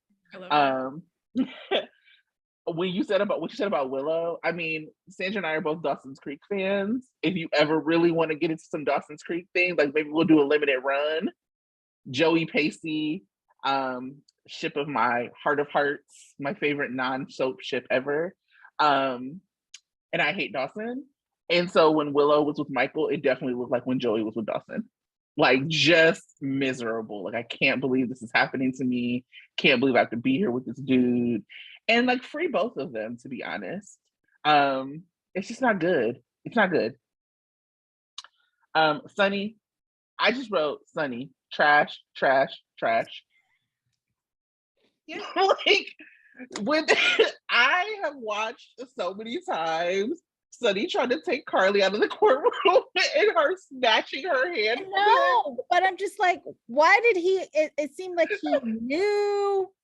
Like he knew that Willow knew or something, because why would he just want to drag her out like that? Like he Does knew. He know that Willow knows? Oh no, I don't know. Like it. Like why would he want to drag her out of the courtroom? Wouldn't he be curious about what she had to say if he didn't know that she knew? He knew he was in trouble. Like he felt it. Right. I think by the time he was walking out, like it's clear that Willow knew something that she was holding back, and he knew it had to, like, because it was about him and Nina. So I think it was just like he didn't know exactly how she knew or what she knew, but he knew that she knew something that he did not want Carly to know, or that he at least didn't want Carly to find out that way. Right. It's because fuck boys always know. They always know. They have that little tingle. They're like, oh God. It's about down right now, and I don't want to be caught. I've seen that exact same look in so many men's eyes. It's astounding. Astounding. Whether that was, because of something they've done to me, or because I was the one who was like, everything's about to be revealed. When I was pulling a Robin, I've definitely pulled a Robin quite a few times. Not necessarily with paternity, but the real life equivalent. I have pulled a Robin as well. I resonate very heavily with that character in exposing truths about relationships. But yeah, goddamn, Sonny, why are you so trash? Just like every bit of Sonny, I'm just like, really? This what we doing? And so people were like, oh, like one of the reactions that slipped through my muting was that like, how's Carly gonna be mad? She was in love with Jason. We can't have a love triangle with a dead person, okay? Like we're not talking about Jason. Jason and the Tunnel are in game. That is Jason's in game. Period. The Tunnel, my favorite couple of 2021, to be honest. And that is like, it's not just about the feeling. It's about you embarrassing me in public. You got an open court. Everybody know my business. No. Stenographer putting that on the record. It's on the record. A stenographer is out here typing about you being in love with somebody else. It's too much.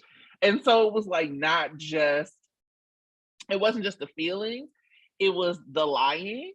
And it was that you still have feelings for her. And Sonny. he can't even say it. Because he loved her. He That's his little boo. She asked him directly. And he won't answer her. He didn't even answer Dante. I'm just like, dude. Carly was like, I want you to tell me you don't love her. Sonny was like, I don't know what you want me to say. She just told you.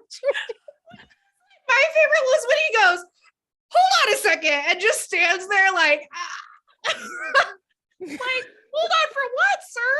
The answer's not going to change. She's not going to forget what y'all were talking about. This is like Carly.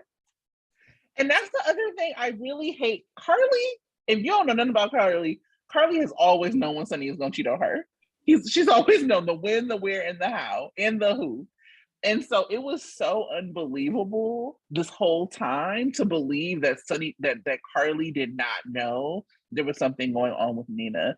And I'm hoping that like next week or the next couple of weeks, when we have to see her again, that she says, you know, I thought this, but I knew that if it was happening, my husband would have told me, like something that shows that she was not in the dark, because it's just completely against character. She knew something was off because she kept saying like Nina needs to be punished. Nina needs to do this. She knew something was going on. She didn't know about the love, I guess, but she felt something in her soul that Nina needed to be taken down. She just didn't know. But she be knowing when Sonny is like cheating. She's always sniffed that out every single time. It was like, you remember, it was like before he slept with Emily, she sniffed it out. When he was like messing with Reese Marshall, that fed, she sniffed it out. She is literally always sniffed out. If ain't nothing Carly if it's nothing that Carly knows, it's about who Sonny finna sleep with. She knows before Sonny happens. It's what happens when you're in a toxic relationship cycle. You always know. And Carson is the toxic relationship cycle. Well, maybe that's it, because Nina and Sonny haven't slept together. Maybe she recognizes sexual tension and not like, what is this weird thing you got going on with Nina? Well, they got sexual tension too. And they might not have done it, but the tension is there. And I am curious as to if they're going to do it on New Year's. So those are my hot takes. I just wanted to say, Brooke Kerr is a goddess. A queen. And she looks more and more beautiful every week. How has Brooke Kerr? I've been watching Brooke Kerr since Passions. I was a person who watched Passions until the wheels fell off. And she looks better now. She was beautiful back then, but there is just something about Brooke Kerr that's like, yes, I am here. I am fine. You're going to like it. Her skin is popping. Her hair is popping. Shout out to Brooke Kerr. My God. Free Portia. Free Portia. Who do we want Portia with? Everyone. Chase.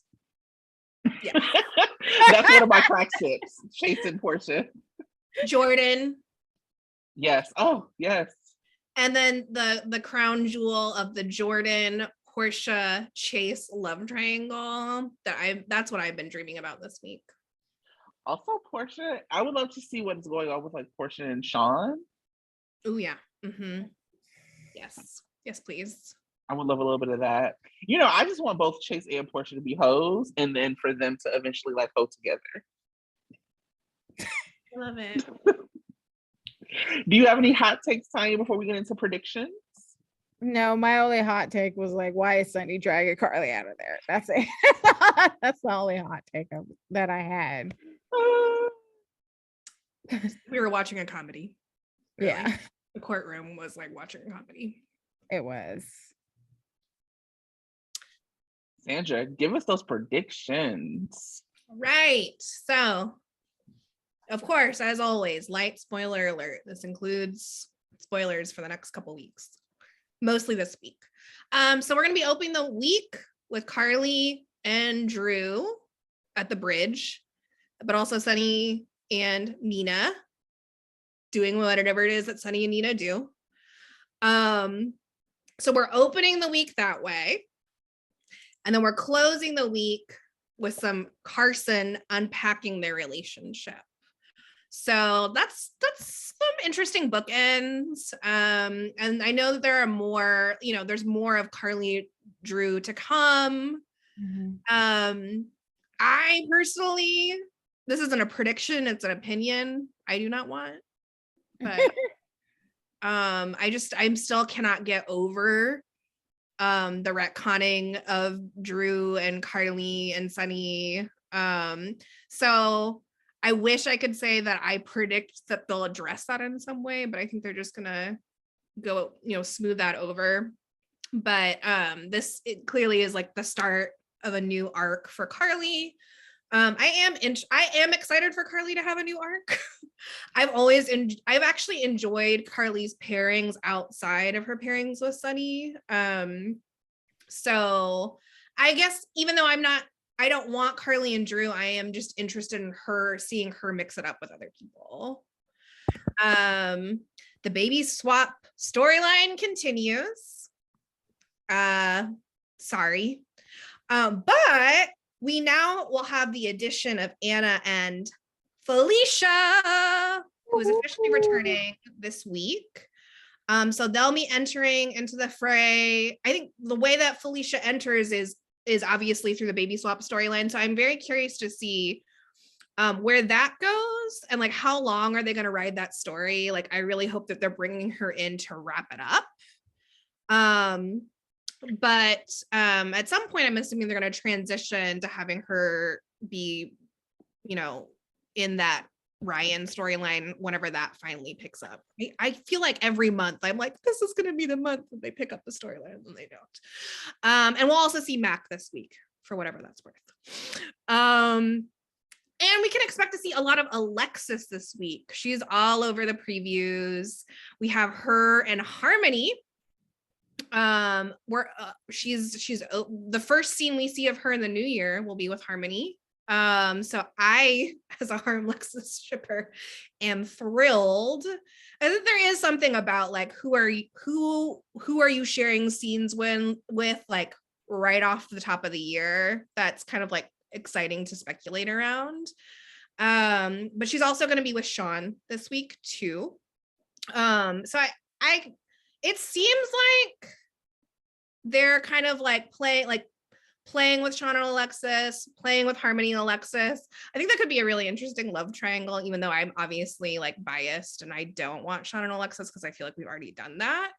But anyway, interesting. I do think with the teaching thing, it does not seem to be a foregone conclusion that Alexis is going to be teaching because there's the issue of the background check at PCU. So I feel like that's what we'll be unpacking this week is like, should she even continue to go on forward with this? I feel like she is privileged enough that she would still get hired at PCU, but especially since she has a parent, I know. Maybe she'll do a ban the box initiative and and they get hired. She seems to be on this whole social justice kick right now. Oh no, Tonya, you're right. Oh fuck, that is probably what's gonna happen. So it's gonna be social about justice warrior Alexis. Right. I mean, yeah. All right. Well, there you go. You say you never have predictions, but I think you're pretty right on the money. We're also gonna have Sam and Alexis. So always enjoy their scenes, always enjoy some Davis girls. Which is also bringing on some speculation, right? The spoiler for them is that they get upset by a unexpected visitor. And so there has been speculation that Tracey Quartermaine is returning. Oh. And so people think that it's Tracey that they get surprised by, which, as we may remember, Tracey framed Alexis for drunk driving. Yeah. And so they still have a little, and which put into motion. It's not the reason why Alexis was in prison, but it sure as hell didn't help. And so that also is curtailing with there's going to be some devastating news that hits Port Charles this week. Is it that Tracey brings bad news about Luke is part of the speculation, which feels confusing because all of Luke's kids are not on the canvas, right? Ethan is Ethaning somewhere, doing something, interesting and likable, as the only interesting and likable one of Luke's kids.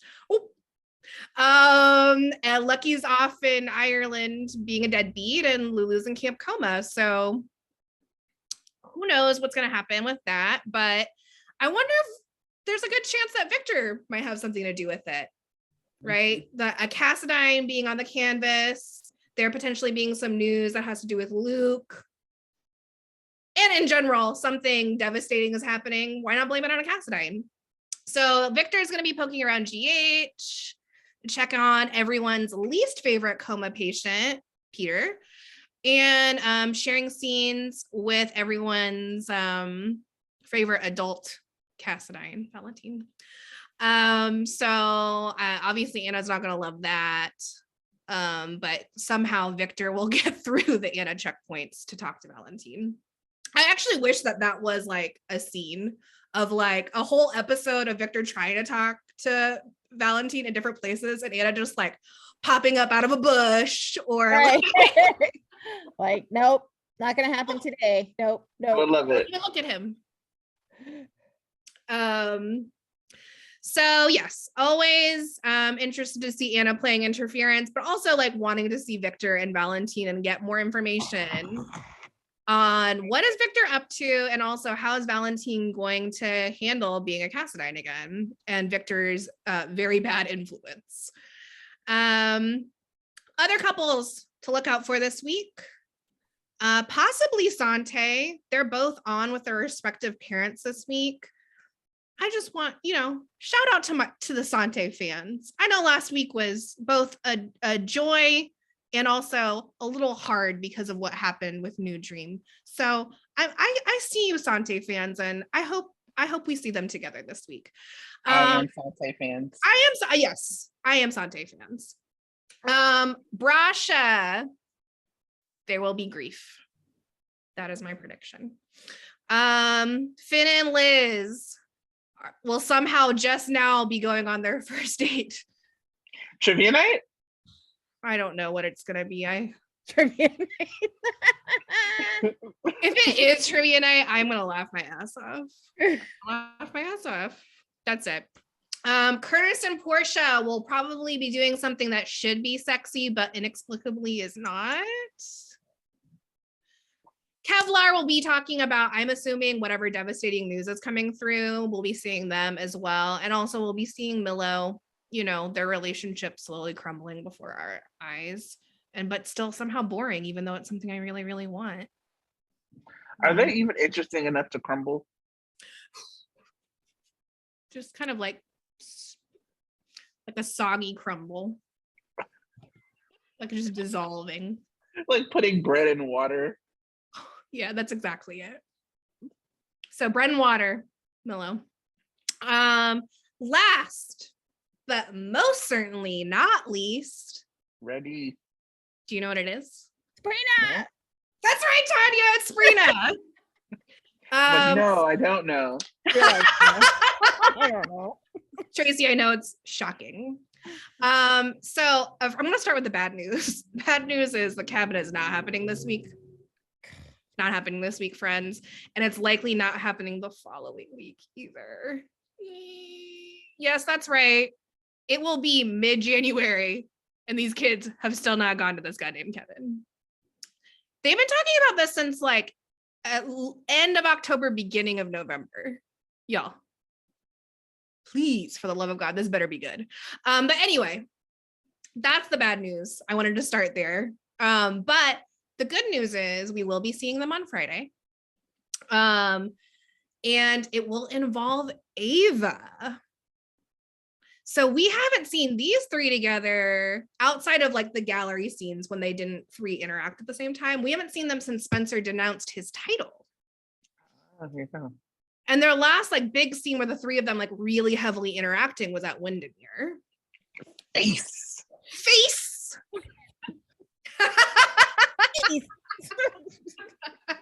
everyone loves your face.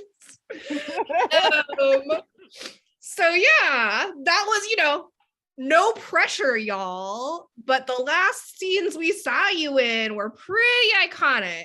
So, and like Emmy worthy. So, no pressure, Maura, Nicholas, Sydney, but lots of pressure. And I know that you can meet it because all three of you are wonderful. So I'm excited for that. I'm very curious about what news Ava is bringing. Because apparently she is ambushing Spencer and Trina with new information. So it's obviously new information that they are not expecting at all. And I wonder, like, where else might we see Ava this week that's not in the previews? Like, is it about Victor? Is it about Esme? Is it about Nicholas? It better not be like that there's gonna be live music at the Savoy. I will be very upset if that's the case. I have a wish. What is My that? wish is that she finds out that Esme is working with Victor and comes back to tell Spencer and Trina. That's my wish. I would love that. It's my wish. I don't think that's that's a lot of information for them to reveal all at once. That honestly they should have revealed months ago. I wish it would happen. Yeah, it's not looking good. It's not about the specials at Kelly's. They're out of marzipan. Spencer bought some coffee that you have to grind in a grinder instead of the and now they're Spencer bought whole bean, but there's no industrial size grinder at Kelly's because they only use pre-ground. Damn. God. Tragic. So yeah, that's the week ahead at General Hospital. That's it. Well, we shall see. It'll be something I can try to look forward to because back to work next week. I want to go back to work. Anyway, that's a whole nother, I can go into a whole thing about not wanting to work. A big 2020 mood. 2022. Sorry. 2022. It's 2020, 2021, 2022, freshman, sophomore, junior year of COVID. Oof. It's our junior. Yeah, someone said that. But I thought that was interesting. We're entering our junior year of COVID. And I'm not trying to be a super duper senior. Woo, Lord. I want to graduate early, y'all. Let's graduate early. I took my AP exams and got vaccinated. So hopefully. Got that college credit. Right? Full IB.